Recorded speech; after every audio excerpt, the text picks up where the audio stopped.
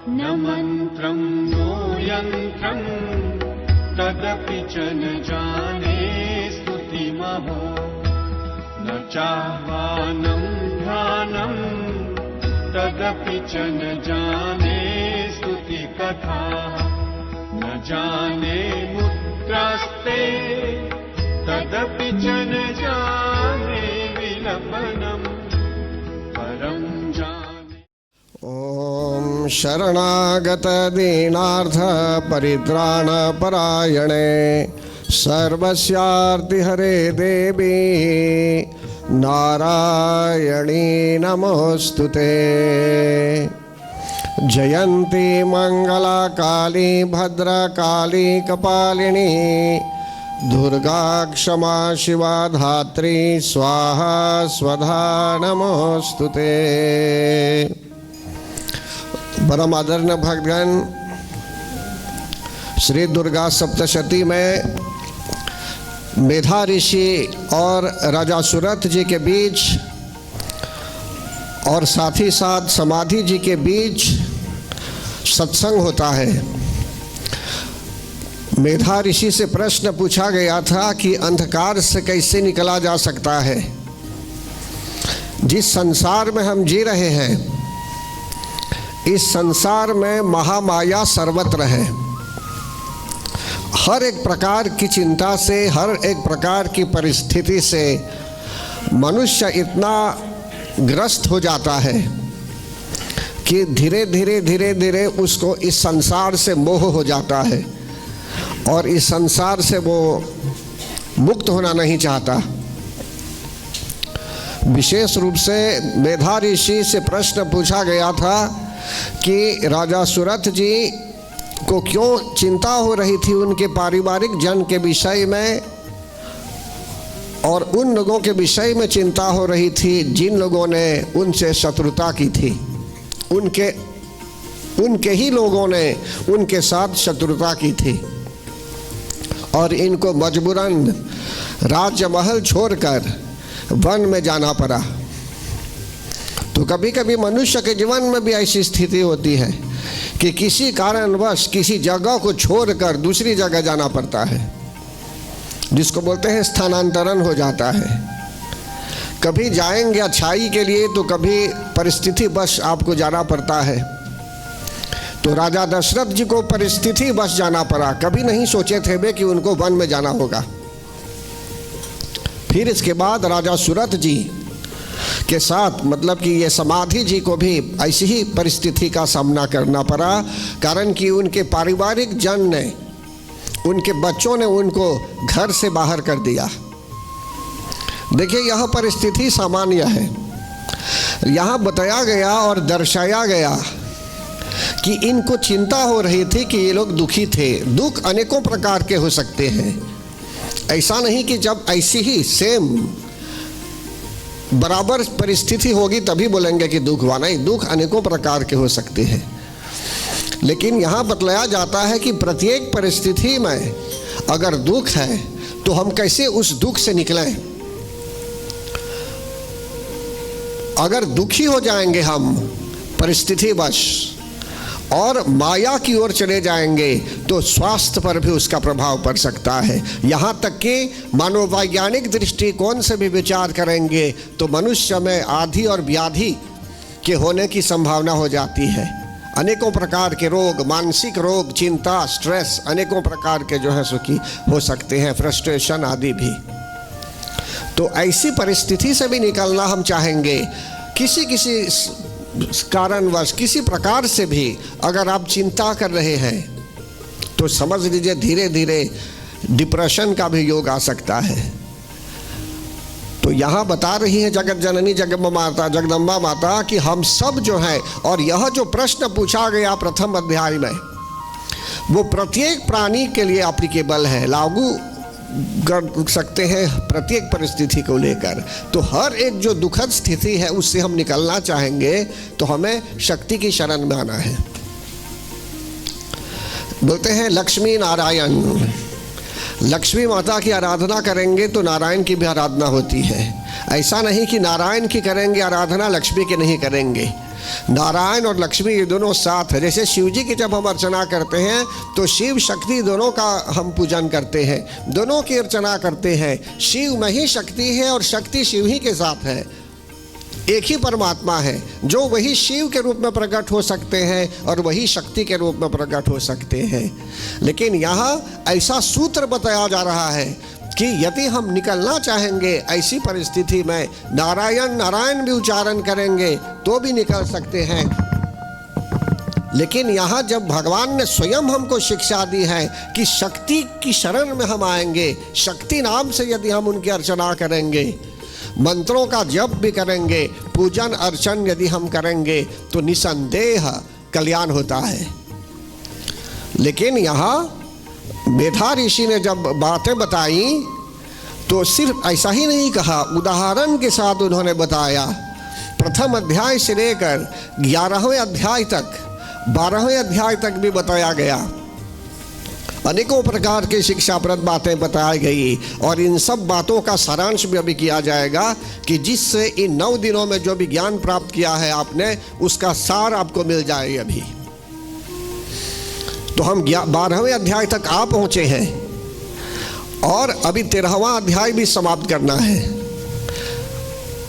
तो 13वें अध्याय में बताया जाता है कि मेधा ऋषि राजा सुरत और समाधि जी को बताते हैं कि स्तुति की गई जगत जननी जगदम्बा माता की 11वें अध्याय में। और 12वें अध्याय में जगत जननी जगदम्बा माता स्वयं कुछ कहती है उनके शब्दों में, और इस पर भी कल प्रकाश डाला गया कि शांति यदि हम लाना चाहते हैं अपने मन में, अपने घर में, अपने देश में, सर्वत्र शांति चाहते हैं तो हमें इन्हीं की शरण में आना है। या देवी सर्वभूतेषु शांति रूपेण संस्थिता, नमस्तस्यै नमस्तस्यै नमस्तस्यै नमो नमः। देखिए भक्तगण, कुछ ऐसी दवा होती है कभी जिसको चाहे आप साइरप के रूप में ले लेंगे, सिरों के रूप में, साइरप के रूप में ले लेंगे, या कभी उसको दवाही के रूप में ले लेते हैं, गोली के रूप में, गोपरीमे के रूप में ले लेंगे। समझते हैं ना? इसी प्रकार भगवान जो है वे अनेकों रूपों में प्रकट हो सकते हैं। कभी डॉक्टर भी प्रिस्क्राइब करेंगे कि आप सिहो लीजिए, कभी कहेंगे कि आप गोपरीमे पिल लीजिए। वो डिपेंड करता है आपकी परिस्थिति पर, लेकिन दोनों उपयुक्त है। इसी प्रकार एक शक्ति के रूप में भी शक्ति की अर्चना हम करते रहेंगे, लेकिन ऐसा मत सोचिए कि शक्ति की अर्चना करेंगे तो नारायण की अर्चना नहीं करेंगे या शिव की अर्चना नहीं करेंगे। शिव नाम को भी आप अपनाइए और उनके साथ शक्ति की भी आराधना कीजिए, और शिव शक्ति दोनों की पूजा हो जाती है, दोनों एक ही है। एक बार ऐसी घटना घटी कि कोई भक्त, ये धर्मग्रंथ की बात है ये, कि कोई भक्त भगवान को सिर्फ मानता था जिस रूप में उसने भगवान से की साधना की थी, लेकिन शक्ति को नहीं मानता था, लक्ष्मी को नहीं मानता था। हम बोलते हैं ना, महाकाली महालक्ष्मी महासरस्वती स्वरूपिण्याय त्रिगुणात्मिकायै दुर्गा देव्याय नमः। तो वह मानव, वह भक्त परिक्रमा करता था भगवान की। जब शक्ति साथ बैठी थी तब उसने क्या विचार किया कि वो अपना रूप बदल लेता है, एक सर्प के रूप में आता है और परिक्रमा ऐसा करता है कि शक्ति की परिक्रमा नहीं करेगा। मतलब कि धीरे पीछे से ऐसे घुस कर अंदर से निकल कर चला आया कि सिर्फ भगवान की परिक्रमा करेगा, शक्ति की परिक्रमा नहीं करेगा।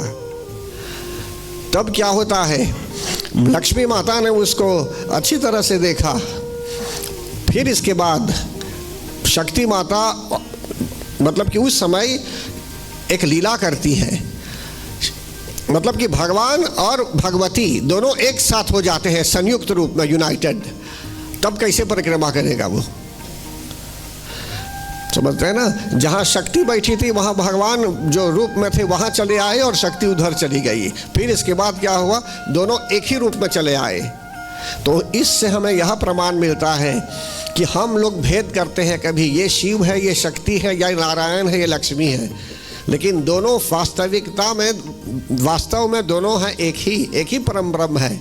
जैसे जब हम समुद्र जाते हैं भक्तगण, तो वहाँ क्या देखते हैं, पहले हम जल देखते हैं ना, मतलब कि समुद्र तट पर जा पहुंचे तो वहाँ पानी तो देखेंगे ही आप, लेकिन जब वाग होता है उसमें, जब जल की लहर होती है जिसको वेव बोलते हैं, तो मनुष्य क्या बोलता है, मनुष्य अलगा देता है, बोलता है यहाँ पानी है और वहाँ वाग है, वहाँ वेव है ना।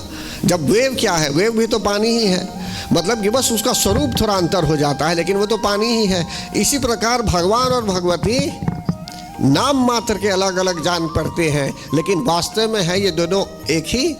और वाग के रूप में फंक्शन थोड़ा अलग भी हो सकता है, और सिर्फ जल के रूप में देखेंगे तो भी इसका फंक्शन वही है, और उससे भी बिजली बनाते हैं। और यहीं का पानी जो है वाग के रूप में फिर कुछ समय के बाद हो जाएगा, लेकिन बस हम नाम अलग कर देते हैं कि ये वाग है और ये पानी है।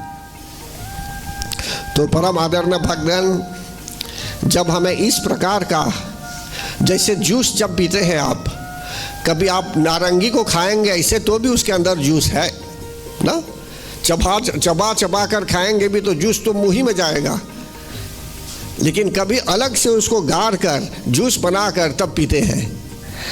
तो मतलब कि बस स्वरूप अलग हो गया, लेकिन एक ही चीज़ है, एक ही चीज़ है। इसी प्रकार से भगवान और भगवती के नाम में मनुष्य कभी भिन्नता का दिखता है, अलग दिखता है दोनों को, जबकि अलग नहीं है, लेकिन उनके फंक्शन अलग भी हो सकते हैं। फिर आगे यहाँ बता रहे हैं आपको कि मेधा ऋषि और राजा सुरथ के समझाने पर, और जब बताया गया 12वें अध्याय में कि यही भगवती माता जो है, जैसे कहा गया कि ब्रह्मा जी भी ब्रह्मानी शक्ति के बिना कुछ नहीं करते, और भगवान जो विष्णु के रूप में एक ही परब्रह्म है, वही त्रिमूर्ति के रूप में आते हैं, ब्रह्मा विष्णु महेश, सृष्टि की रचना के लिए ब्रह्मा जी के रूप में प्रकट होते हैं, उनकी शक्ति ब्रह्मानी के साथ। और इस माफ़ कीजिए, इस जगत को प्रिजर्व करने के लिए, पालन करने के लिए वे विष्णु भगवान के रूप में प्रकट होते हैं विश्वानी शक्ति के साथ। फिर संहार के लिए वही एक परमपिता परमेश्वर जो है, वे संहार करने के लिए एक रूप लेते हैं जिसको बोलते हैं रुद्र। समझ रहे हैं ना, रुद्रानी शक्ति के साथ संहार होता है। तो इसी प्रकार यहाँ बताया जा रहा है कि 13वें अध्याय में मार्कंडेय ऋषि बता रहे हैं, और खास करके मेधा ऋषि यहाँ राजा सुरथ जी और समाधि जी को बता रहे हैं कि एतक ते कथितं भूप देवी महात्म्य मुक्तमम् एवं प्रभावा सा देवी ययेदं धार्यते जगत। कि हे राजन, इस प्रकार मैंने आप लोगों को देवी जी के उत्तम महात्म्य के विषय में बताया। एवं प्रभावासा देवी यदम धार्यते जगत, इस जगत को वे धारण करती है और इनका ऐसा ही प्रभाव होता है। फिर आगे विद्या तथैव क्रियते भगवद विष्णु मायया तयाल त्वमेष वैश्यश्च तथैवान्ये विवेकिनः। वही विद्या उत्पन्न करती है, वही ज्ञान भी उत्पन्न करती है भगवान, और यही जो भगवान विष्णु की माया स्वरूपा है, और खास करके उन्हीं के कारण जो है सो कि आप लोगों को भी इन्होंने मोहित कर दिया है, और विवेक को भी मोहित करता है, बहुत लोगों को, अनजान लोगों को मोहित कर देती है, माया में डाल देती है, मोह माया में। और आगे चल के भी लोग मोहित होंगे, मोह माया में पड़ेंगे। महाराज तुम उन्हीं परमेश्वर की शरण में जाओ। देखिए यहाँ राजा मेधा ऋषि क्या बोलते हैं, बोलते हैं कि हे राजन, तुम उसी महामाया की शरण में जाओ, उसी परमेश्वरी की शरण में जाओ। तो जब उनको ऐसा ज्ञान दिया जा रहा है भक्तगण, तो यह ज्ञान हम सब के लिए है, हम सब के लिए लागू होता है। तो इसलिए जहाँ हमें यह शिक्षा दी जा रही है कि जीवन में हम कभी, जैसे मैंने उदाहरण दिया आपको कि नारंगी पीना है, आपको जल पीना है, तो उसको चाहे गाड़ कर जूस बनाकर पिएंगे। अगर जूस की आवश्यकता नहीं होती तो सभी लोग सिर्फ नारंगी खाते, कभी उसको आप जूस नहीं निकालते। सही बोलता हूँ या गलत? यह प्रथा नहीं रहती, मतलब कि ऐसे ही सब लोग खाते। तो कहने का भाव है कि यह भी प्रक्रिया है। इसी प्रकार शक्ति स्वरूपिणी जगत जननी जगदम्बा माता जो महामाया है, उनके लिए भी उनकी उपासना का साधन है अनेकों प्रकार से। जैसे 12वें अध्याय में बताया गया, उनके लिए यज्ञ संपन्न किया जाएगा, पूजन करेंगे। देखिए, आज दिवस काल में लगभग 5:31 में जो है सो कि शाम को दशमी का प्रारंभ हुआ, और इससे पहले नवमी तिथि थी, राइट। बिहान शाम तक दशमी तिथि रहेगी, और दशमी तिथि में समापन भी किया जा सकता है। तो कल सूर्योदय के समय दशमी तिथि होगी, इसलिए मान्यता दे रहे हैं कल के लिए। अब यदि बोलेंगे शाम ही को हवन करते तो भी हो सकता है, नवमी दशमी के लिए हवन, लेकिन डिपेंड करता है, निर्भर है कि किस तरह का हवन करेंगे। अगर 3 घंटों का हवन करना चाहेंगे तो वो तो नहीं हो पाएगा उतने समय में, समझती है ना। इसलिए इट ऑल डिपेंड्स किस प्रकार की योजना है, आयोजना है। अगर बृहद रूप में हवन करना चाहेंगे तब चुनेंगे बिहान सूर्योदय के बाद, कारण कि सूर्योदय के बाद से लेकर शाम तक दशमी तिथि है। तब हवन पूजन के बाद, यज्ञ के बाद, तब महाप्रसाद आदि लेकर विसर्जन किया जा सकता है दशमी ही तिथि में, एकादशी में नहीं। अब मान जाए यदि दशमी तिथि का आरंभ और पहले होता, 7 बजे 8 बजे दिन सुबह, मान न जाए ऐसी स्थिति में, और कल दशमी का समापन हो जाता माना जाए सूर्योदय से पहले, तब उस ऐसी परिस्थिति में कल ही, मतलब कि आज ही बनाते तब। तो इसलिए पंचांग के हिसाब से सब देखना पड़ता है, और आप लोगों को सही दिशा दी जा रही है, सही रूप में मार्गदर्शन दिया जा रहा है कि जो है सो कि यज्ञ भी हो, और यज्ञ के लिए आप सभी लोग उपस्थित भी होंगे। और जैसे बताया गया कि 12वें अध्याय में कि हमें यज्ञ आदि करना होगा प्रसन्न मन से, स्तोत्रों द्वारा, श्लोकों द्वारा, ये भी आवश्यक है। अनेकों प्रकार से यज्ञ होता होगा, समझते हैं ना। लेकिन जैसी जिसकी श्रद्धा है, अगर आपकी श्रद्धा है कि आप श्लोकों द्वारा मंत्र करें तो इसको तो छोड़ना नहीं चाहिए, समझ रहे हैं ना। लेकिन कोई भी व्यक्ति कहीं भी किसी प्रकार से भी प्रभु का चिंतन करता होगा, निर्भर है उसकी भावना पर, उसकी भावना के आधार पर भगवान उसको भी स्वीकार करते हैं। लेकिन हमारी ऐसी श्रद्धा है कि हम इस प्रकार से करें जन कल्याण के लिए, जैसे 12वें अध्याय में स्पष्ट बताया गया है, तो उत्तम है। एक ओर से उनका भी उत्तम होगा उनके भाव पर। फिर आगे यहाँ कहते हैं कि हमको सावधान होना चाहिए। हम सबको परामर्श दिया गया है कि हम शक्ति की आराधना करें। आराधिता सैव नृणां भोग स्वर्गपवर्गदा,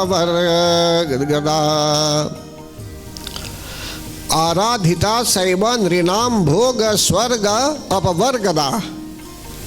उनकी आराधना करने पर, शक्ति की आराधना करने पर मनुष्य को वे क्या देती है, वही भोग भी दे देती है जीने के लिए, और वही स्वर्ग भी दे सकती हैं, और वही मोक्ष प्रदान भी कराती है।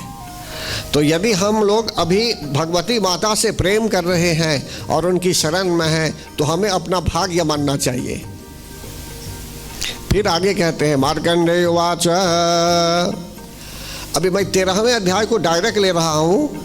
अगर फिर से मैं अभी सेकंड थर्ड फोर्थ को लूँगा तो फिर से समय हो जाएगा समापन का, इसलिए पहले इसको पूरा कर रहा हूँ, फिर इसके बाद रिव्यू करूँगा सारांश के रूप में, कि जिससे आप फिर से रिकनेक्ट हो जाएंगे।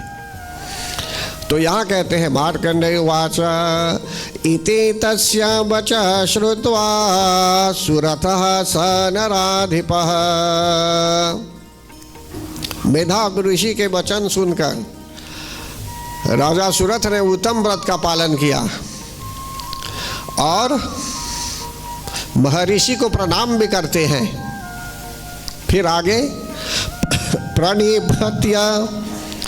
प्रणिपत्य महाभागम तम ऋषिं शांसितव्रतम निर्विण्णो अतिममत्वेन राज्यापहरणेन च। फिर ममता और राज्य अपहरण से बहुत खीन हो चुके थे वे, मतलब कि उनको राज्य छोड़ना पड़ा था, बहुत दुखी हो गए थे, उदास भी हो गए थे। लेकिन फिर भी महर्षि के परामर्श पर वे क्या करते हैं, उत्तम व्रत का पालन करते हैं और जगाम संध्यस्तपसे सच वैश्यो महामुने संदर्शनाथरमम्बाया नदी पुलीन संस्थितः। कहाँ जाते हैं तपस्या के लिए? तो बोलते हैं वे लोग व्रत तो रहते हैं और तपस्या के लिए वे चले गए गंगा तट पर, और नदी के तट पर रहकर जो तपस्या वे करते थे तो क्या करते थे, वहाँ मंत्र जाप आदि करते थे, तपस्या करते थे। और सच उनकी ऐसी भावना थी कि वे शक्ति का दर्शन करें, कि वे शक्ति का दर्शन करें। बहुत लोग तपस्या करते थे पहले परी तालाब में भी। स्वर्गीय स्वामी पूर्णानंद जी महाराज भी तपस्या करते थे कभी वहाँ, और मेरे स्वर्गीय दादाजी के भ्राताश्री भी परी तालाब में तपस्या करते थे। और ऐसा कहा जाता है कि उन्होंने परी माता का दर्शन भी किया था, लेकिन वे अभी नहीं है यहाँ, मैं नहीं कह सकता हूँ इसके बारे में कुछ, लेकिन फिर भी ऐसा कहा जाता है। तो कहने का तात्पर्य यहाँ है कि मनुष्य नदी तट को कभी चुनता है तपस्या के लिए, कारण कि उसकी ऐसी भावना होती है कि वहाँ गंगा नदी का प्रवाह है और वह स्थल पवित्र है। तो इसी कारणवश वहाँ ये लोग तपस्या करने लगे। किस प्रकार से तपस्या करते हैं? सच वैश्यस्तपस्ते पे देवी सुक्तम परम जपन ताव तस्मिन् पुलिने देव्याः कृत्वा मूर्ति महिमयीम्। उत्तम देवी सूक्त का पाठ करते हैं वे, तपस्याओं में प्रवृत्त हुए, मिट्टी की मूर्ति बनाते हैं, मिट्टी की मूर्ति। कारण कि वे लोग तो वन में थे, कहाँ से उनको मिलेगा मतलब कि पूजन के लिए सामग्री की प्राप्ति कहाँ से होगी। लेकिन फिर भी मिट्टी से मूर्ति बनाते हैं, जिसको बोलते हैं पार्थिव मूर्ति। और गणपति पूजा में भी लोग गणपति बनाते हैं मिट्टी की, जिसको बोलते हैं पार्थिव मूर्ति। और शिवलिंग भी बनाते हैं पार्थिव शिवलिंगम। फिर उसका विसर्जन किया जाता है। मिट्टी की जो मूर्ति बनाते हैं उसका विसर्जन जल में किया जाता है, प्रवाह किया जाता है।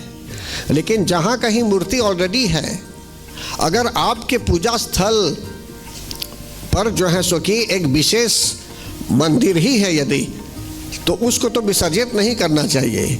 लेकिन जहाँ कहीं मूर्तियों के अभाव में यदि पार्थिव मूर्ति का प्रयोग किया जाता है, तब उसको विसर्जित किया जाता है पानी में। यहाँ तक कि शिवलिंगम जब बनाते हैं, कभी 1000 शिवलिंगम भी बनाते थे ऐसे विशेष अवसर पर, तो उसको मतलब कि छोटा छोटा शिवलिंग बनाकर पूजा करते हैं शिव जी की, फिर इसके बाद विसर्जित कर देते हैं। बहुत साल पहले स्वामी पूर्णानंद जी महाराज थे तो कैफक्यूआ के मंदिर में ऐसा किया गया था। पहाड़ पर जो मंदिर है वहाँ एक बार उन्होंने शिव पुराण, भगवान शिव के लिए कथा सुनाई थी वहाँ। तो प्रतिदिन ये पार्थिव लिंगम बनाते थे वहाँ, और नदी के तट पर विसर्जन भी किया जाता था। तो कहने का भाव है भक्तगण, अगर आपके अंदर श्रद्धा है, लगन है, प्रेम है, तो ये सब संभव हो जाएगा आपके लिए। फिर कहते हैं अर्हणाम चक्र तुस्तस्या पुष्प धूपाग्नितर्पणै निराहारो यताहारो तन्मनस्को समाहितो। अब ये लोग क्या करते थे वहाँ? वे दोनों मतलब कि राजा सूरत जी और समाधि जी दोनों नदी के तट पर मूर्ति बनाकर पुष्प, धूप और हवन आदि के द्वारा उनकी आराधना करते थे। जैसे हम लोग हवन करते रहते हैं, ये भी एक माध्यम है आराधना के लिए। फिर धीरे धीरे जब मनुष्य व्यस्त हो जाता है पूजा में, इतना कंसंट्रेट हो जाता है पूजा में कि उसको समय नहीं पता चलता कि कौन क्या समय है। समझते हैं ना। अब कुछ ओक्यूपेशन नहीं होगा आपके यहाँ, तो आप समय देखते रहेंगे बार बार कि समय अभी क्या टाइम है, अभी कितने बजे कथा समाप्त होगी, अरे कि आपको जल्दी ही जाना है। लेकिन जब मनुष्य का मन लग जाता है तब बोलता है कथा नहीं समाप्त होगी तो अच्छा होगा। अच्छी फिल्म यदि चल रही है, अच्छा सीरियल, और अचानक समाप्त, तो बोलेंगे क्यों अभी समाप्त हो गया, देखिए तो फिर से अगर वो जारी है या नहीं या फिर से रिस्टार्ट कर सकते हैं या नहीं, या और एक एपिसोड बाकी है अभी। क्यों? कारण कि आपका मन लग गया। इसी प्रकार जिस मनुष्य को आराधना से प्रेम होता है, पूजा हवन आदि करते करते समय चला जाता है और भूख प्यास की भी चिंता नहीं होती, ये एक प्रकार से मनुष्य निराहार रह जाता है। समझते हैं ना। पूजा में भोजन आदि करना मना नहीं है। बहुत लोग सोचते हैं कि पूजा में बिल्कुल पानी नहीं पिएंगे, बिल्कुल खाएंगे नहीं, पिएंगे नहीं। देखिए, पूजा पाठ में भी आप तो जीवित रहना है आपको जीवित। आपके शरीर में क्या है? आपके शरीर में नमक भी है, सोडियम भी चाहिए, पानी भी चाहिए, लॉजिकल होना चाहिए हमें। तो अगर आप बैलेंस नहीं करेंगे आपके शरीर को तो कैसे बैठेंगे पूजा में? अगर फल खा सकते हैं, फलों से भी आप ठहर सकते हैं तो ठीक है। इसके अलावा अगर आप सात्विक रूप में भोजन करना चाहेंगे तो देवी जी को अर्पण करेंगे, पहले तब लेंगे। अब आप यदि बोलेंगे पूरी भी नहीं खाएंगे कहीं, लेकिन दुर्गा माता को पूरी अर्पण करेंगे तो कौन लेगा प्रसाद? फिर आप चढ़ा चुके हैं पूरी जगत जननी जगदम्बा माता को, खीर चढ़ा चुके हैं रोज, और बोलते हैं कि आप कुछ नहीं लेते हैं, तो पूजन के बाद तो प्रसाद तो लेना चाहिए उनका, तो कौन लेगा प्रसाद? मतलब कि आपको तो लेना ही है।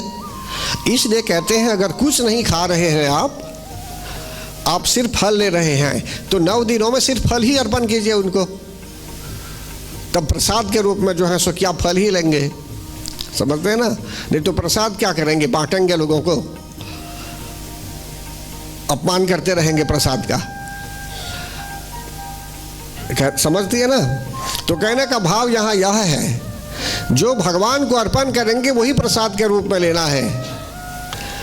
अब जो लोग कहते हैं कि कुछ नहीं खाएंगे, कुछ नहीं पिएंगे, फल भी नहीं खाएंगे, पानी भी नहीं पिएंगे, तो ये उनको फिजिकली बहुत स्ट्रांग होना चाहिए, लेकिन कंपल्सरी नहीं है ये। समझते हैं ना। अनिवार्य नहीं है ये। लेकिन कहते हैं कि सात्विक भोजन, फलाहार भी करते हैं, फल ही कोई ले सकता है, ये उनके स्वास्थ्य पर आधारित है। और जो लोग रोगी हैं या किसी प्रकार से रोग भी हो गया है, वे अपने शरीर को जानते हैं, तो उसके लिए कुछ है ही नहीं, मतलब कि उनको भोजन दिया जा सकता है। किसको भोजन नहीं देना चाहिए? अपने इंद्रियों को भोजन मत दीजिए। व्रत के समय में अपने इंद्रियों को व्रत दीजिए, आपके मन को भोजन मत दीजिए। जो मन चाहता है वो नहीं लेगा। कानों को भोजन मत दीजिए, किसी की बुराई भी मत सुनिए, किसी की बुराई भी मत कीजिए, कारण कि जीव जो है अभी चंचल है, अभी कुछ बोलना चाहता है, मतलब कि रसना जो है, किसी की बुराई अगर करनी है तो अभी कलछुल चल रहा है अभी अंदर।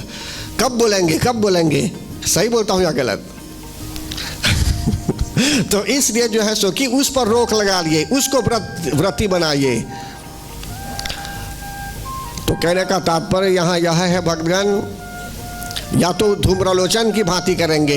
धूम्रलोचन सोच रहा था कि अगर यह जो माता है इसका विवाह हो जाता सुम के साथ तो बहुत अच्छा होता, और सुम किसी मतलब कि पहाड़ पर उसको पता चला कि कोई माता है या कोई ऐसा मतलब कि व्यक्तित्व है किसी में जो है सो कि जो पत्नी के रूप में रह सकती है, तो जो है सो कि पराई स्त्री को पत्नी बनाना चाहेगा वो शुभ निशुम। समझते हैं कि ऐसे ऐसे सिचुएशंस में मनुष्य को व्रत रहना है। फिर आगे यहाँ बताते हैं आपको कि सच वैशस्तपस्ते पे देवी सूक्तम परम जपम।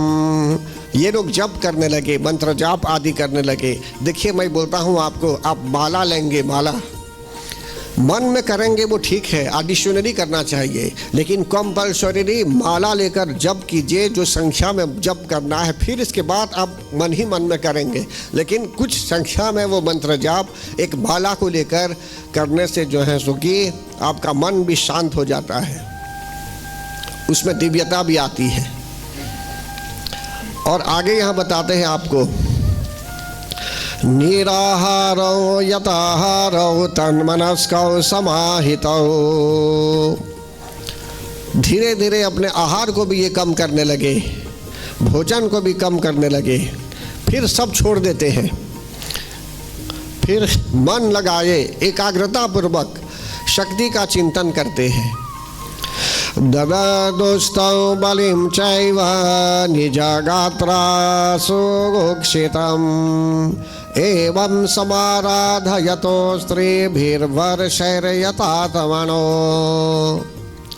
यहाँ तक कि उनकी ऐसी इच्छा हुई अपने शरीर के रक्त से प्रोक्षित बलि देते हुए लगातार 3 वर्ष तक संयम पूर्वक आराधना करने लगे। देखिए, ये उनके मन की इच्छा हुई। एक मनुष्य अपने आप को पनिशमेंट देता है, ये उसका प्रॉब्लम है, लेकिन कहने का भाव है कि ऐसा नहीं कि सबको ऐसा करना चाहिए। फिर कहते हैं यहाँ, परितुष्टा जगद्धात्री प्रत्यक्षम प्राह चंडिका। कुछ लोग ऐसी शर्त रखना चाहेंगे कि यदि आप दर्शन नहीं देगी तो अपने आप को मैं मार दूंगा। तो हमको उस स्तर तक नहीं जाना है, लेकिन फिर भी यहाँ बता रहे हैं कि उनकी ऐसी क्षमता होगी कि अगर देवी दर्शन नहीं देगी तो नहीं रहेंगे वे लोग। समझते हैं ना?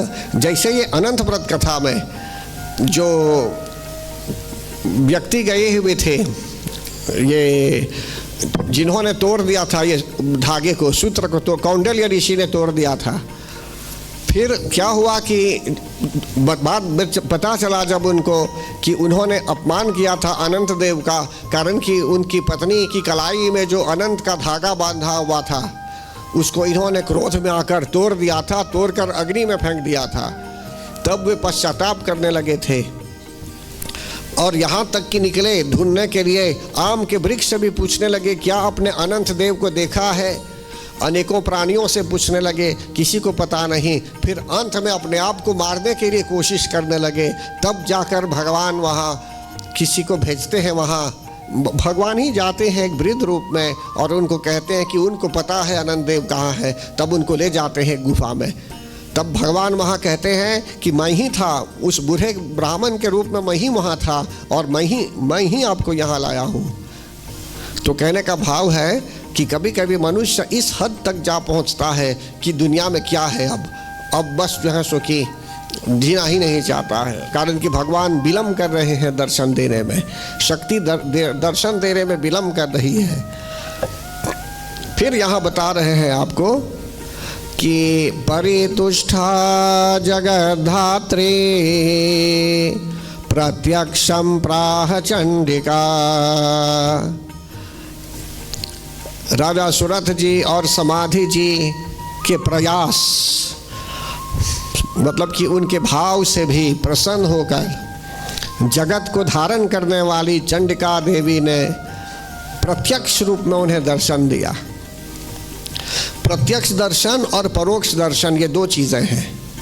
परोक्ष का अर्थ है कि इनडायरेक्टली वे कृपा करती हैं कुछ करने के लिए, कुछ समझाने के लिए, कहीं भी किसी प्रकार से। लेकिन प्रत्यक्ष का अर्थ है कि आमने सामने उन्होंने दर्शन दिया एक रूप लेकर।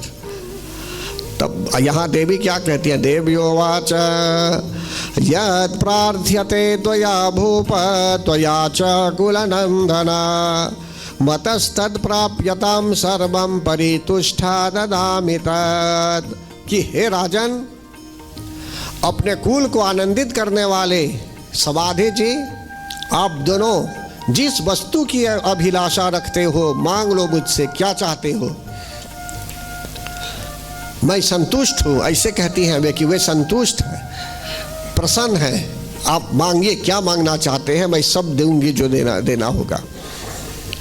आपके सामने यदि शक्ति चली आती है, अभी कुछ मांग रही है, तो क्या मांगेगी आप? मतलब कि आपने प्लान नहीं किया होगा अभी, या तो बोलेंगे कुछ पता नहीं, बाद में सोच कर बताएंगे। लेकिन वहां क्या हुआ, ये लोग क्या मांगते हैं?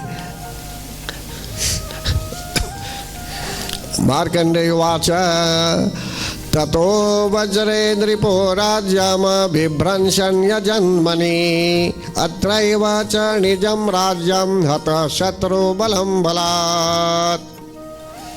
मार्कंडेय जी ऋषि कहते हैं कि राजा ने ऐसा राज्य मांगा, अन्य जन्म में ऐसा राज्य मांगा कि ऐसा कहा कि अन्य जन्मों में उनके यहाँ ऐसा राज्य हो जो रहे हरदम, और शत्रुओं की सेना को बलपूर्वक नष्ट करके फिर से उनका राज्य वे मांगना चाहते थे। मतलब कि जो जहाँ से उनको निकलना पड़ा था उस राज्य को फिर वापस में लेना चाहते थे, और जितने शत्रु थे उन शत्रुओं का अंत भी हो, ऐसा भी उन्होंने विचार किया। तब जगत जननी जगदम्बा माता ने वरदान दिया कि आगे चल के अन्य जन्मों में भी आपके यहाँ जो है सुखी राज्य होगा, नष्ट न होने वाला राज्य, कि उसको कोई नष्ट नहीं करेगा। और इसी जन्म में क्या हुआ, कुछ समय के बाद जो शत्रु थे सब शत्रु वहाँ से निकल पड़े, और ख़ास करके राजा सुरथ को फिर से उनका राज्य प्राप्त हुआ। बोलिए प्रेम से जगत जननी जगदम्बा माता की जय। अब समाधि जी का क्या हुआ? दो ही तो पात्र थे उसमें श्रोता के रूप में। क्या समाधि जी वही मांगेंगे क्या जो राजा ने मांगा? राजा ने कुछ मांग लिया, उनको उनका राज्य चाहिए। कभी कभी ऐसा होता है कि मनुष्य को राज्य पसंद है, मतलब कि फिर से अपना राज्य वापस लेना चाहेंगे। तो यही बात हुई, राजा सुरथ को उनके राज्य की प्राप्ति हुई उन्हें। और सोऽपि वैश्यस्ततो ज्ञानं वज्रे निर्मन्न मानसः ममेत्यहमिति प्राज्ञः संगविच्युतिकारकम्। मार्कंडेय ऋषि कहते हैं कि जो समाधि जी थे वे विरक्त हो गए थे, रिनंशिएट हो गए थे, धीरे धीरे प्रार्थना करते करते संसार की ओर से क्षीण हो चुके थे, दुखी हो चुके थे और बुद्धिमान भी थे। उन्होंने विचार किया कि उनको ऐसा ज्ञान चाहिए जिससे आसक्ति का नाश हो, अटैचमेंट का नाश हो, कि उनको फिर से जो है सो कि किसी प्रकार से आसक्ति मोह ममता न हो। तब देव्योवाच, तब देवी क्या वरदान कहती है, स्वल्पैरहो भीर नृपते स्वं राज्यं प्राप्स्यते भवान हत्वारि पुनस्खरितं तव तत्र भविष्यति। देवी कहती हैं कि राजन, तुम थोड़े ही दिनों में शत्रुओं को मारकर अपना राज्य प्राप्त कर लोगे और आपका राज्य स्थिर हो जाएगा। लेकिन इधर कहते हैं कि समाधि जी को कि आपको मोक्ष पद की प्राप्ति भी हो जाएगी। मतलब कि वे ज्ञान मांगते हैं। मृतश्च भूयः संप्राप्य जन्म देवाद्विवस्वतः सावर्णिको नाम मनुर्भवान भुवि भविष्यते। कि मृत्यु के पश्चात तुम भगवान विश्वमान सूर्य के अंश से जन्म लेकर इस पृथ्वी पर सावर्णी मनु के नाम से विख्यात हो जाओगे, सावर्णी मनु के नाम से प्रसिद्ध हो जाओगे।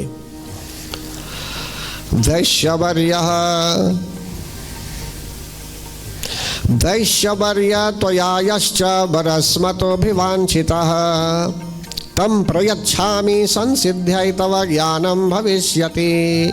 समाधि जी को भी ऐसा कहा गया कि मुझसे प्राप्त करने की इच्छा जो है, मतलब कि इस तरह से वे कहती हैं कि तुम्हें मोक्ष के लिए ज्ञान प्राप्त होगा, मोक्ष के लिए ज्ञान प्राप्त होगा।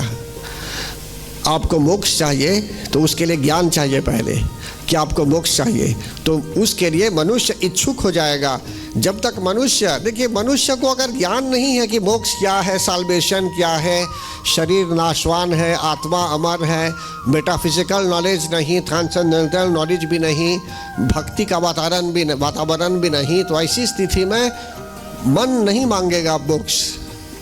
लेकिन जब ऐसा वातावरण मिल जाता है, दिव्य वातावरण, तब मनुष्य में ऐसी इच्छा स्वतः होती है कि वो इस संसार में फिर आना नहीं चाहेगा। मतलब कि उसको मोक्ष पद चाहिए, फाइनल लिबरेशन। और मनुष्य अपने पारिवारिक जन के लिए भी, हितैषियों के लिए भी प्रार्थना कर सकता है कि उन लोगों को भी ऐसा ज्ञान प्राप्त हो कि कम से कम वहाँ मोक्ष पद जहाँ प्राप्त हो जाएगा तो वहाँ फिर से मिलन होगा। समझते हैं ना? कभी कभी जब कोई विदेश जाता है, ऐसा नहीं कि कोई चला गया अभी तो बोलते हैं कोई बात नहीं, आप बाद में, बोलते हैं मैं बाद में आऊँगा, आप चले जाइए तब तक ना, कि वहाँ मिलेंगे। इसी प्रकार अगर हमसे पहले जो जा रहा है उसको मोक्ष मिलने वाला है और हमको बाद में मिलेगा, तो कहीं ना कहीं वहाँ किसी न किसी प्रकार से मिलन हो भी सकता है। कहने का भाव यहाँ यह है, अब उनको मोक्ष मिल गया और आप पाप कर्म करेंगे तो आप नरक में जाएंगे, दो अलग अलग लोक में जाएंगे। समझते हैं ना? इसलिए मनुष्य को ऐसा परिश्रम करना है कि सब लोग जो घर में हैं सबको ऐसा ज्ञान हो, ट्रांसेंडेंटल नॉलेज हो, मोक्ष पद की कामना न भी करेंगे तो भी ज्ञान तो होना चाहिए कि जिससे एक न एक दिन इस संसार को हमें छोड़ना है। तब न प्रार्थना करते हैं, बोलते हैं। तब जब मनुष्य ज्ञान प्राप्त कर लेता है, तब अगर बोलेगा कि सब सौंप दिया है भगवान को अब, तो वो शोभा देगा, मतलब कि सचमुच के लिए बोल रहा है वो, नहीं तो सिर्फ बाय वर्ड्स ऑफ माउथ हो जाएगा। जैसे बोलते हैं अम्ब सौंप दिया इस जीवन का, सब भार तुम्हारे हाथों में, सब भार तुम्हारे हाथों में, है जीत तुम्हारे हाथों में, और हार तुम्हारे हाथों में, और हार तुम्हारे हाथों में। भज नारायण हरि नारायण, भज नारायण हरि नारायण, भज नारायण हरि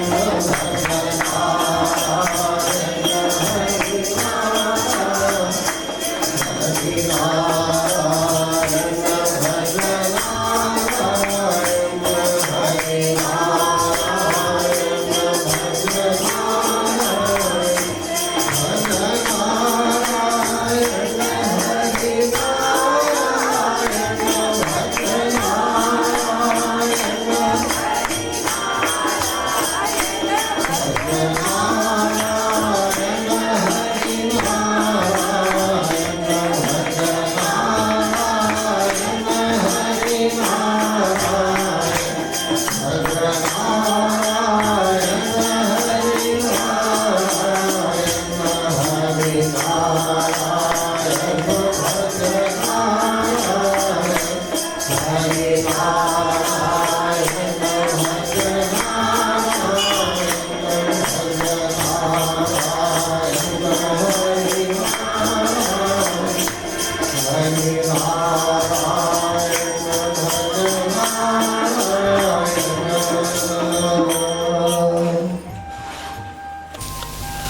ये घमंड करने के लिए नहीं है, ये जो अभी कहा गया, ये भाव जगाने के लिए है सिर्फ, कि आपको हरि का नाम चिंतन करना है, लक्ष्मी माता का भी नाम चिंतन करना है। समझते हैं ना?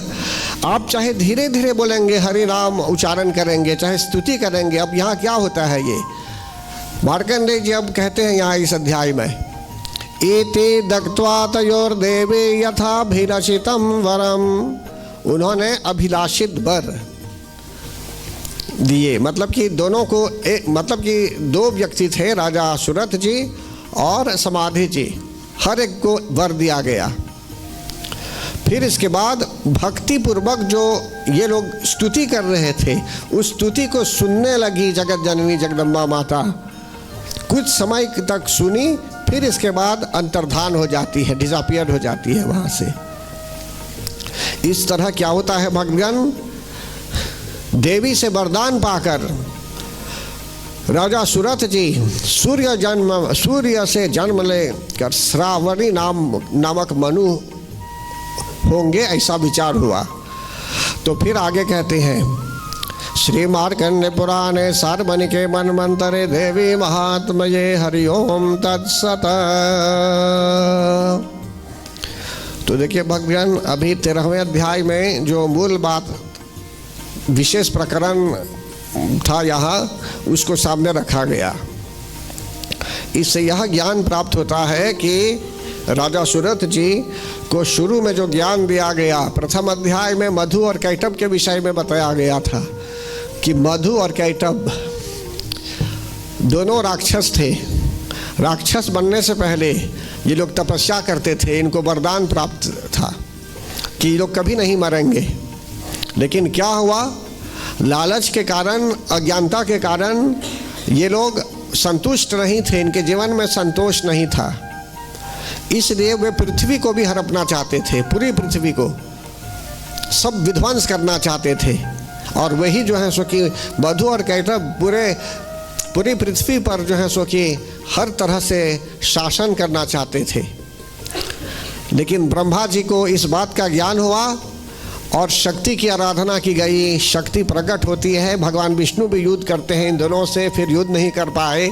फिर बाद में फिर तंत्रोक्तम रात्रि सुक्तम में जैसे वर्णन है, त्वम स्वाहा त्वम स्वधा त्वम ही वषटकारक आदि, इस प्रकार से फिर ब्रह्मा जी ने स्तुति की आदि शक्ति की कि आप ही कोई उपाय ढूंढिए। तब उन्होंने भ्रम उत्पन्न कराया मधु और कैटभ के दिमाग में कि भगवान को कहने लगे कि आप वरदान मांगे। भगवान कहते हैं कि आप दोनों ऐसे प्रसन्न हैं मेरे युद्ध की शैली से, तो ऐसा वरदान दीजिए कि आप दोनों की मृत्यु उनके हाथों हो, ऐसा वे कहते हैं। इन लोगों ने कहा तथास्तु, ऐसा ही होगा। तो इनको ऐसा वरदान प्राप्त था भगवान कि कभी नहीं मरेंगे अनलेस कि वे मरना चाहेंगे अपने भाव पर। तो इसी कारणवश ये मारे जाते हैं, कारण कि इनकी इच्छा होगी कि भगवान के हाथों से ये मरेंगे। तो यहाँ बताया गया कि हम सबको जो है सो कि समझना है कि यदि हम कुछ करना चाहते हैं जीवन में, जहाँ तामसी गुण है, आसुरी गुण है, और उससे हम निकलना चाहते हैं, तो एक पराशक्ति है, महामाया है, जिनकी शरण में हमें जाना चाहिए। हमें इधर उधर भटकना नहीं चाहिए। शक्ति अनेकों जगह से आपको मिल सकती है, लेकिन आसुरी शक्ति भी होती है और दैवी शक्ति भी होती है। कभी कभी आसुरी शक्ति का प्रयोग करेंगे आप, उससे लाभ होगा आपको, लेकिन बाद में उसका प्रभाव भी पड़ सकता है, एक रिएक्शन भी होता है, एक प्रतिक्रिया भी हो सकती है। समझते हैं ना? इसलिए अगर सात्विक शक्ति का प्रयोग करेंगे, डिवाइन एनर्जी का प्रयोग करेंगे, तो इससे शांति भी होती है। फिर उधर बताया गया कि दूसरे अध्याय में महिषासुर की सेनाओं का वध हुआ। तीसरे में महिषासुर का वध हुआ। द ग्रेट एगो जैसे बोलते हैं, महा अहंकारी था वो। तो हम में भी यदि अहंकार है किसी प्रकार से, नख से लेकर सिर तक यदि अहंकार है कहीं भी, जगत जननी जगदम्बा माता स्कान करके देखती है, क्यों अहंकारी हैं, क्या है आप में, क्यों अहंकार कर रहे हैं। तो उस समय जो है सो कि पहले सेनाओं का अंत जैसे उन्होंने किया, वैसे ही जिस कारणवश अहंकार हो रहा है उसी ब्रांच को ही काट देती है, वे उसी डाली को पहले काट देती है, उसी शाखा को पहले काट देती है। फिर इसके बाद जो है सो कि जैसे महिषासुर का वध हुआ, इसी तरह कभी कभी मनुष्य का जीवन लग जाता है, कभी कम समय में ही अहंकार फिनिश्ड हो जाता है, कभी जो है सो कि कभी समाप्त भी नहीं होता है अहंकार, उसी अहंकार के साथ मृत्यु भी हो जाती है। फिर इसके बाद कहते हैं चौथे अध्याय में देवताओं ने जगत जननी जगदम्बा माता की स्तुति की भक्तगण, और हमको भी इस प्रकार स्तुति करने की आवश्यकता है, जैसे बताया गया अनेकों प्रकार से। और जगत जननी जगदम्बा माता ने कहा कि आप वरदान मांगिए। तब उस समय जगत जननी जगदम्बा माता से वरदान मांगा गया कि कभी भी वे लोग उनको याद करेंगे, स्मरण करेंगे आपत्ति काल में, परम आपत्ति काल में भी, तो जो है सो कि वे कृपा करेगी और उनकी समस्याओं का समाधान, सॉल्यूशंस भी ढूंढेगी। और साथ ही साथ मृत्यु लोक में जो भी प्राणी है, जो उनकी शरण में आएगा, उनकी आराधना करेगा, पूजन अर्चन होम आदि प्रसन्न मन से कराएगा उसके यहाँ भी, तो उसका भी कल्याण अवश्य होगा। इसी कारणवश देखिए आज बहुत लोग नवमी के दिन, अष्टमी के दिन, अन्य दिनों में भी मंदिरों में जाते हैं पूजा के लिए। बड़ी तादाद में, बड़ी संख्या में भी लोग पूजा अर्चना करते रहते हैं, कारण कि ऐसा दिन शुभ होता है। और अष्टमी नवमी के बाद दशमी का भी विधान है, तो विजयादशमी के दिन विशेष रूप से हवन भी और होता है। और यहाँ तो भाग्यवश प्रतिदिन होम हो रहा है, प्रतिदिन हवन हो रहा है। हवन संपन्न किया गया यहाँ दैनिक रूप में नवरात्रियों में।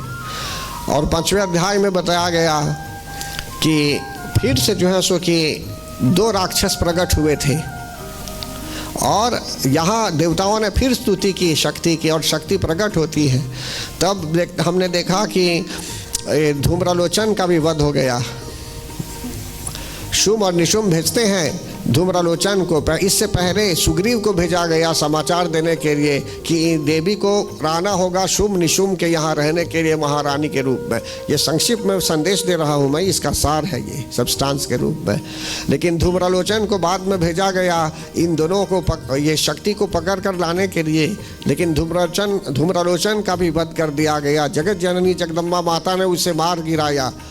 इसी प्रकार भक्तगण हम भी यदि किसी प्रकार से प्रगति पथ पर आगे जा रहे हैं और अगर हमारा परसेप्शन ठीक नहीं है, अगर पाप छिपा हुआ है दृष्टि में भी, तो समझ लीजिए जैसे कटाक छिप जाता है कभी तो उसको काट कर निकालते हैं, इसी प्रकार यदि पाप छिपा हुआ है सिंफुल आइज, तो धूम्रलोचन का अर्थ है the slaying of the sinful eyes, कि जिससे आपकी आंखें भी पवित्र हो, क्लीन हो। फिर इसके बाद क्या बोलते हैं, अगर आंखें क्लीन है तो बार बार दोष नहीं देखेंगे, आप में फ्लेक्सिबिलिटी भी रहेगी, कल्याण होगा। नहीं तो जैसे आपने एक दोष देखा तो कमेंट करेंगे, फिर उस पर आपको और दूसरा पाप लग गया, सेकंड काउंट हो गया। पहला तो आपने देखा तो पाप लग गया, उस पर चर्चा की तो सेकंड काउंट हो गया, समझते हैं ना। फिर से किसी को कहा फोन में तो तीसरा काउंट हो गया। तो कहने का भाव यहाँ यह है भक्तगण, मनुष्य को सावधान होना चाहिए जीवन में। अब रही बात इधर ये धूम्रलोचन के बाद फिर जो है चंड और मून का भी वध होता है। इससे पहले फिर इसके बाद ये रक्तबीज का भी अंत होता है। ऐसा राक्षस था मायावी कि उसके शरीर से एक बूंद खून टपकता था तो और एक राक्षस हो जाता था, लेकिन देवी ने उसको भी मार दिया। राइट, महिषासुर तो अपना रूप बदलता रहता था, मायावी राक्षस था, और रक्तबीज भी मायावी राक्षस। लेकिन जगत जननी जगदम्बा माता तो मायावी नहीं बल्कि महामाया है ये, इन्होंने पहचान लिया उसको और उसको मार गिराया। फिर जो है सो कि 10वें अध्याय में ये 9वें और 10वें, तो 9वें में निशुंभ का वध हो जाता है और 10वें में शुंभ का भी वध हो गया। तो इससे क्या शिक्षा मिली हमें? प्रथम तो निशुंभ के अंत से हमें यह शिक्षा मिली, निशुंभ बस रिलाई करता था शुंभ पर, शुंभ ही चीफ था। राइट, तो मतलब कि यदि आप में कुछ अच्छी भावना है, कुछ कर सकते हैं आप, तो कभी नहीं सोचना चाहिए कि नहीं आप नहीं कर सकते हैं। अब देखिए, आपको ऐसा कुछ सोचना चाहिए जो आप आपके अधिकार में है करने का। आपके अधिकार के बाहर मत जाइए, समझ रहे ना, आपके ही प्रभावित में होना चाहिए। तो इसलिए यहाँ बता रहे हैं आपको the slaying of self depreciation. यदि आप सोचते हैं कि आप सुबह नहीं जाग पाएंगे पूजा के लिए, आपके पारमिता में है ये, या आप मंत्र जाप नहीं कर पाएंगे, 108 बार नहीं घुमा पाएंगे माला को, बीड्स को, या सिर्फ डिवोटीज लोग कर सकते हैं, आप नहीं कर सकते, तो आप कोशिश करके देखिए ना, आप में यदि इस प्रकार की भावना आपकी है कि आप नहीं कर सकते, मैं नहीं बोलता हूं कि कल पुरोहित बन जाएंगे आप, ये नहीं बोलता हूं, ये आसान नहीं है बनना। मान लीजिए बन गए तो ठीक ही है, लेकिन यहाँ बता रहे हैं आपको कि कम से कम शुरू कीजिए माला जपने के लिए। अगर आपके मन में भाव है कि ये बहुत कठिन है माला जपना, तो ये सेल्फ डिप्रिसिएशन जो आपके अंदर है कि आप उसको नहीं कर पाएंगे, तो बस इस भावना को भी हटा डालती है और आपको रिस्पॉन्सिबिलिटी से कर देगी। आप सुबह जागेंगे और मंत्र जाप भी करेंगे। पूर्व काल में संत महात्मा लोग भी और मेरे पूर्वज लोग भी हरदम ये बोलते थे, ये जो अभी माला डालते हैं ठोकरी बोलते थे उसको, उसमें माला डालकर जो है सो कि जप करते थे, एक हाथ अंगुली को ऐसे बाहर करके। अब ये सब तो अवेलेबल है, मार्केट में उपलब्ध है, खरीद के भी जप कर सकते हैं।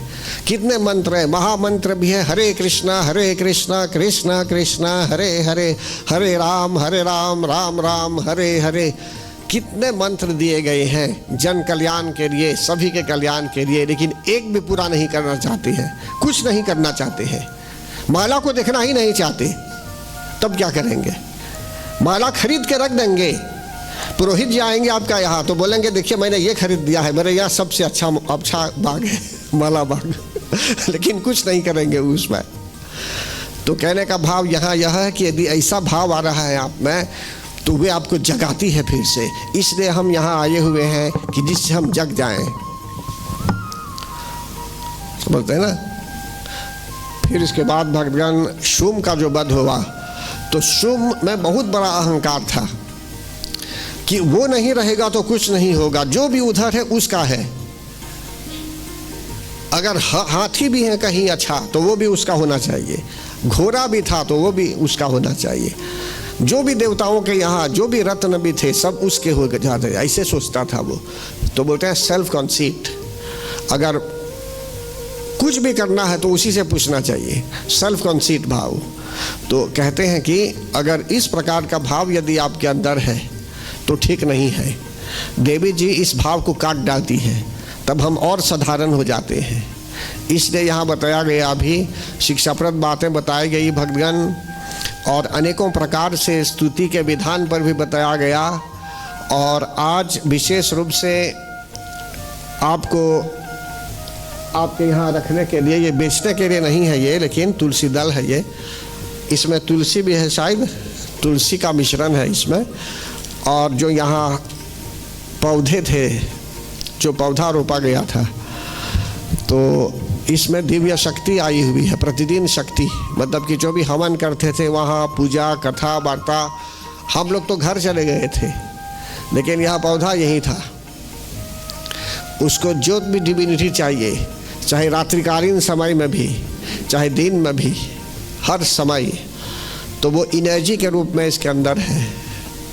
ऐसी मान्यता भी है और सच्चाई भी है कि इसको आप ले जाएंगे अपने यहाँ, उनका एक स्मारक के रूप में, मतलब कि उनकी एक निशानी लेकर जाएंगे आप। आप जब फॉरेन जाते हैं तो कभी कभी कुछ लाते हैं ना किसी के लिए, या चले गए भूल गए लाने के लिए, तो यहीं से खरीद के दे देंगे किसी को, बोलने के लिए देखिए मैं आपके लिए वहाँ से लाया हूँ अभी ये भी भाव हो सकता है लेकिन यहाँ जो है ये फ्रेश है, ये फ्रेश यहीं का है, ये यहीं का, हम दुकान से नहीं लाए हैं ये, मतलब कि यहीं से एनर्जी प्राप्त हुई है ये इसमें, और ये एनर्जाइज्ड हो गया है ये। इसको अपने यहाँ रखेंगे आशीर्वाद के रूप में, पूजा स्थल में, खाने पीने के लिए नहीं है ये। उसको रख दीजिए अपने पूजा रूम में भी, जब तक रहेगा रहेगा, लेकिन उससे क्या है कि वो रूम भी, आपका वातावरण भी और एनर्जाइज भी हो सकता है, राइट। तो इसलिए जो है सो कि इसको आप प्रेम से स्वीकार कीजिए। आप तक कुछ भक्त लोग हैं जो अभी लाएंगे और एक एक सबको दे दीजिए। देखिए भक्तगण, 9 दिनों तक कथा सुनाई गई और यहाँ के कार्यकर्तागण प्रतिदिन उपस्थित रहे और हर तरह से सबकी सेवा की। आपके लिए बैठने के लिए भी व्यवस्था की गई और यहाँ तक कि महाप्रसाद वितरण तक भी जो है सो कि उन लोगों ने आपकी सहायता की और हर तरह से जो है सो कि सुविधा हुई कि जिससे आप लोग किसी प्रकार से परेशान नहीं थे। तो इन लोगों को मेरी ओर से बधाई है और बहुत धन्यवाद भी है कि जिससे इन लोगों ने जो अच्छी तरह से अपने कर्मों को और सेवा भाव को संपन्न किया। आप लोग जो आए यहाँ रात्रिकालीन समय में अपने घर से और आप इस पंडाल की शोभा बढ़ा रहे थे अपनी उपस्थिति से प्रति रात्रि में, तो आपको भी मेरी ओर से बहुत धन्यवाद। और एक ओर से तो आपको ज्ञान भी मिला, लेकिन फिर भी आपकी उपस्थिति नहीं होती तो पंडाल भी खाली होता। तो इसलिए आप लोग भी धन्यवाद के पात्र हैं। और हरिहर विद्या भवन के जितने सदस्य लोग हैं उन लोगों ने पूरी तरह से मेहनत किया और उनको भी मेरी ओर से बहुत धन्यवाद। और यहाँ गंगा शिव मंदिर के लोग जो हैं, यहाँ के जो सदस्यगण हैं, इनको भी जो है सो कि मेरी ओर से हार्दिक धन्यवाद। कारण कि आप लोगों ने जन कल्याण के लिए विचार किया और हर बार हर जगह जो है सो कि मैंने आप लोगों को सही रूप में मार्गदर्शन दिया आपको गाइडेंस दिया कि जिससे जो है सो कि किस प्रकार यज्ञ संपन्न हो, पूजन आदि हो, कि जिससे प्रत्येक भक्त का लाभ हो।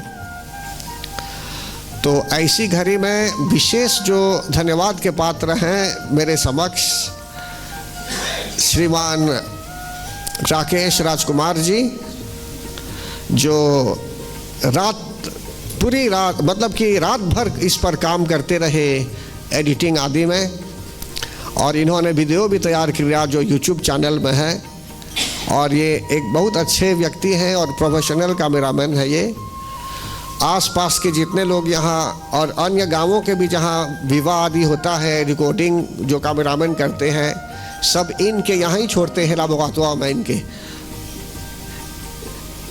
डेवलप करने के लिए। कोई भी जब रिकॉर्ड कर देता है कहीं भी तो इनको बस वो दे देता है रिकॉर्डर जो मैटर है, फिर ये उसको डाल देते हैं। और पुराने भी जितनी फिल्म हैं विवाह के आपके पुराने जो बिगड़ रहे हैं अब सबको ये नया कर देते हैं। इनके यहाँ मशीन है सब नया करने के लिए। तो जो फिल्म बंद हो रही है अब, तो ये सॉफ्टवेयर इनका अच्छा है, उसको नया करके आपको दे देंगे डिजिटल। वो पहले डिस्क में था, अब डिस्क नहीं होगा, आपको नया दे देंगे। तो कहने का भाव ये है कि ये प्रोफेशनली रिकॉग्नाइज्ड है। और सिर्फ यही नहीं, यूनिवर्सिटी के भी कैमरामैन है ये। यूनिवर्सिटी में भी कभी भी जब वहाँ बच्चों को ग्रेजुएशन होता है तो यही रिस्पॉन्सिबल है, कैमरामैन, स्पेशल फोटोग्राफर, कैमरामैन सब हैं। और इनके साथ अन्य लोग भी काम करते हैं वहाँ ऐसी स्थिति में। तो कहने का भाव है कि ये भगवान के कृपा से मेरे भी कैमरामैन हैं और मेरे साथ उठते बैठते हैं। हम लोग सत्संगी हैं और बहुत जगहों में और जाने वाले हैं मेरे साथ। तो इसलिए भगवान इनको भी जो है सो कि पूरी तरह से आशीर्वाद दें कि जिससे तन मन धन के साथ ये हमारे साथ उठते रहें, बैठे रहें। और आप लोग भी हरदम जो है सो कि यज्ञ आदि करते रहेंगे, एक साथ पूजन अर्चन करते रहेंगे और कथा भी सुनते रहेंगे। कि मैं बैठूंगा कथा सुनाने के लिए तो आप सुनने वाले होंगे यहाँ। अगर पंडाल खाली हो जाएगा, कोई नहीं रहेगा, तो कौन सुनेगा कथा। लेकिन पाठ में सुनाऊंगा उनको, अकेली भी रहेगी तो पाठ सुनेगी। आप लोग अपने मुख से अभी धन्यवाद के रूप में कुछ कहें। Grand plaisir, aujourd'hui on retrouve la tente remplie des vidéos. Merci beaucoup pour votre présence. Et premier d'abord, je remercie Panditji infiniment pour tout ce Gyan qu'il nous donne là pendant 10 jours. Et nous pas finir comme ça.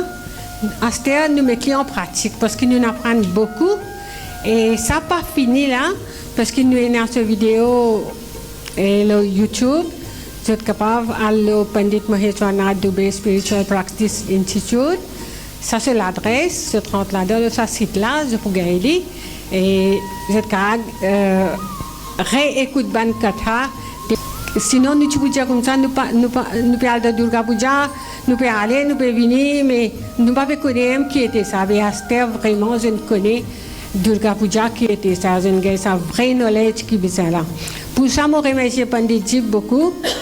Et ça n'a pas fini ici parce que Panditji là depuis 22 ans, chaque année, il fait ça pendant 9 jours, 10 jours, peut donner gain, peut venir même, je pense que c'est tout une bien capable de gagner beaucoup de gain avec ça. Et je suis dans YouTube, il pourra être plus pour eux.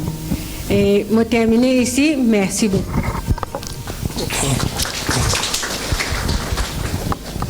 देखिए भक्तगण, अभी जो यज्ञ संपन्न किया गया, जो ज्ञान यज्ञ हुआ अभी, इसको ज्ञान यज्ञ कहते हैं। ज्ञान यज्ञ इसलिए कि इसमें ज्ञान की चर्चा होती है और ज्ञान प्राप्त करते हैं। ज्ञान यज्ञ। तो इसके बाद ऐसा नहीं होना चाहिए कि जैसे जो है सो कि हम कहते हैं कि पारण बोलते हैं, पारण करते हैं। मनुष्य बहुत लोग बोलते हैं कि नहीं, अब व्रत नहीं रहेंगे, व्रत समाप्त हो जाएगा, फिर जो मन में आएगा वो करेंगे। देखिए भक्तगण, जैसे आपने घर बनाया है, आपने घर बनाया है तो वो मेहनत से घर बनाया।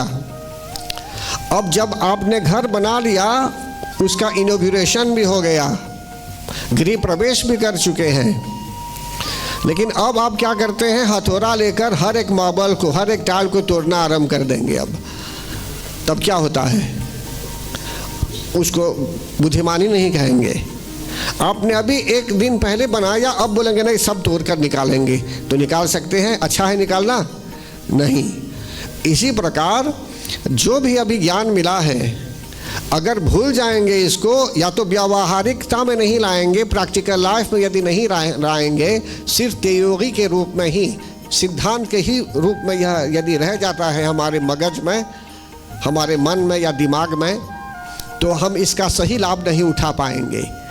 इसका अर्थ है, जैसे अभी बताया गया, हमको उपस्थित होना चाहिए पूजन में, यज्ञ में। मंगलवार आदि को जो पूजन आदि करते हैं, अगर आप लोग उपस्थित रहेंगे, मेरे कारण नहीं, मेरे लिए नहीं, जगत जननी जगदम्बा माता की प्रसन्नता के लिए, वो सिर्फ काली यज्ञ नहीं है, वो ये गलती से मत सोचिए काली यज्ञ, ये महाकाली, महालक्ष्मी, महासरस्वती रूपी पराशक्ति का यज्ञ है। ये चंडी होमम जिसको बोलते हैं, इसमें बार बार नहीं बोलते हैं ओम महाकाली देव्याय नमः स्वाहा, फिर क्या बोलते हैं, महालक्ष्मी महासरस्वती देव्याय नमः, ओम ऐं ह्रीं क्लीं महाकाली महालक्ष्मी महासरस्वती स्वरूपिण्यै त्रिगुणात्मिकायै दुर्गा देव्याय नमः।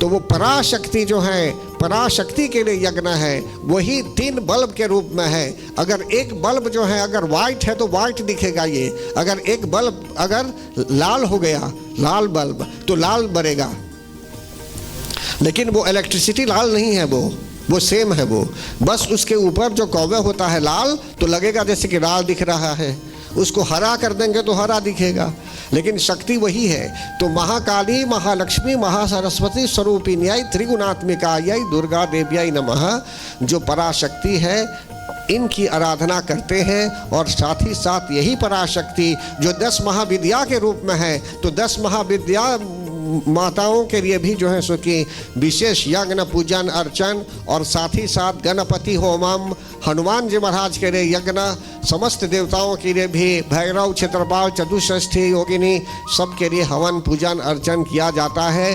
तो मैं सभी लोगों से निवेदन करूंगा, अगर आप चाहेंगे कि सचमुच आपको इन शक्तियों द्वारा लाभ हो, कल्याण हो, तो अगर उपस्थित रहेंगे तो आप उनकी कृपा प्राप्त कर पाएंगे। कारण कि जो लोग आते हैं यहाँ, सभी लोग जो है सो कि किसी न किसी प्रकार से प्रसन्न है, और उनको हर तरह से जो है सो कि आत्मा शांति की अनुभूति होती है, और शांति की अनुभूति होती है, जैसे मैंने कहा, और इनका कल्याण भी होता है।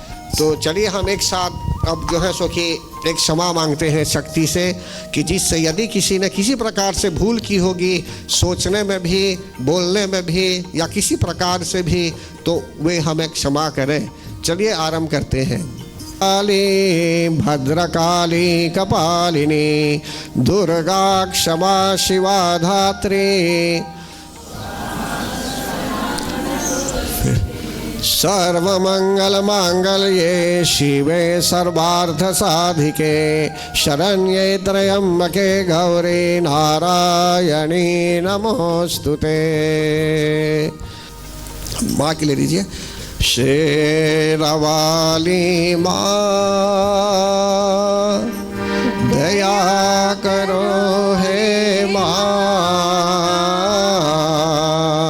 शेरवाली माँ क्षमा करो हे माँ, अपराध हमारा क्षमा करो हे माँ, अपराध हमारा क्षमा करो हे माँ।